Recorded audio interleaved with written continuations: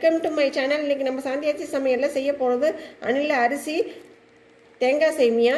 அதுக்கு சேவை, அது தேங்காய் சேவை. இப்போ அதுக்கு தேவையான பொருட்கள் உதிரியாக வேக வச்ச அந்த அரிசி சேவை இடியாப்பம், அப்புறம் கடலைப்பருப்பு, கடுகு, உளுந்தம்பருப்பு, முந்திரி பருப்பு, இஞ்சி, வரமிளகா, கருவேப்பிலை, பச்சை மிளகா, தேங்காய், அப்புறம் தேங்காய் எண்ணெய், பெருங்காயம், உப்பு. வாங்க இப்போ வீடியோக்குள்ளே போகலாம். நல்லா காஞ்சிடுச்சு. இப்போ கடுகு, உளுந்தம்பருப்பு போட்டுக்கலாம். அதோட கடலைப்பருப்பு, அப்புறம் முந்திரி பருப்பு,